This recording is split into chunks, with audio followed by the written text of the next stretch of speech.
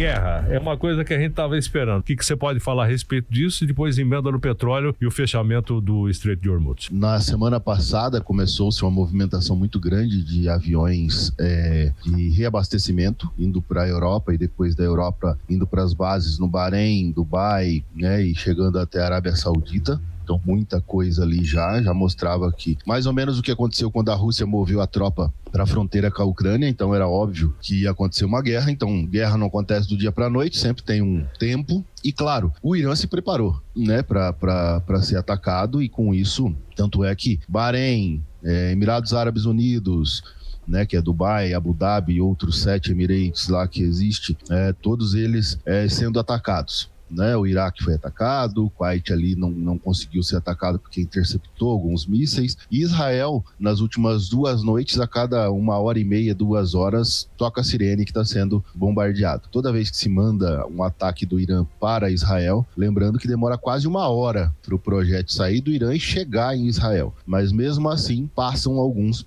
o domo de ferro lá que intercepta tudo, passa alguns mísseis e está acertando Israel, está chegando ao solo israelense. Causando mortes, inclusive. Causando mortes, claro. E o que está acontecendo no mundo nada mais é do que uma provocação feita pelos Estados Unidos por Israel não provocada, né? Que foi uma invasão ao Irã com projéteis e a morte do seu líder supremo. E aí, agora, uma retaliação por parte do Irã nos países vizinhos, nas bases militares dos Estados Unidos vizinhos, e o fechamento do Estreito, claro, que é onde eles têm o controle e é onde eles podem pressionar o mundo todo, né? Aí contra esse ataque, contra eles, o Irã. Lembrando só que o Irã é o povo persa, conhecido antigamente como o povo persa, o povo Fars, que inclusive fala a língua Farsi, né, que é o persa, foi o maior e mais intelectual e mais desenvolvido do mundo império que nós já tivemos no nosso planeta, né, o Império Persa, né, que foi o Império Aquemenida, né, do Ciro o Grande, né, 550 a.C.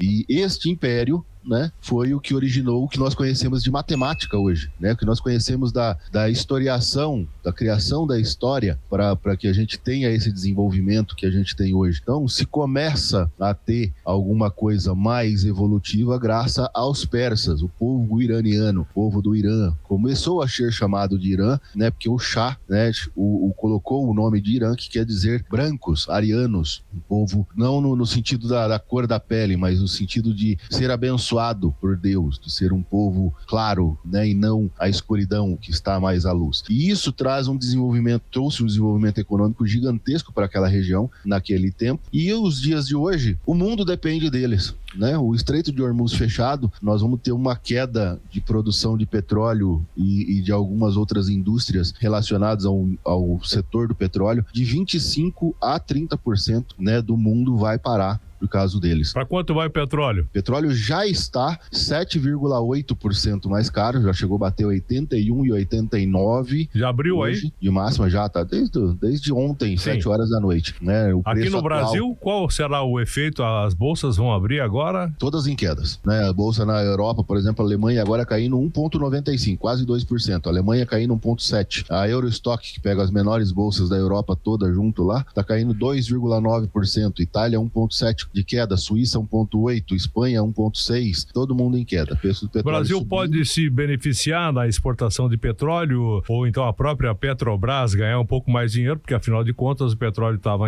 a grosso modo falando, estava em 60 e poderá chegar a 100 rapidinho.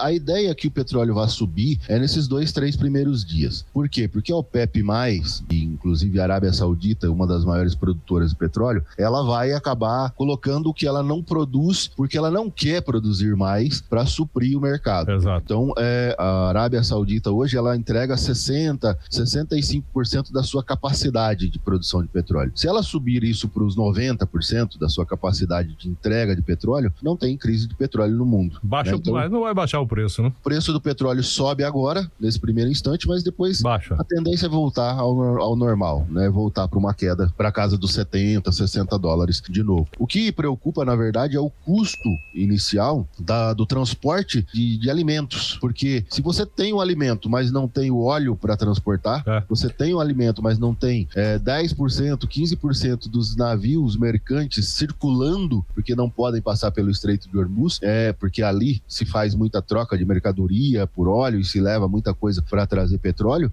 você acaba elevando o preço disso tudo, eleva o preço do frete e isso deve causar inflação no mundo, problema maior em relação a custos pelo mundo afora.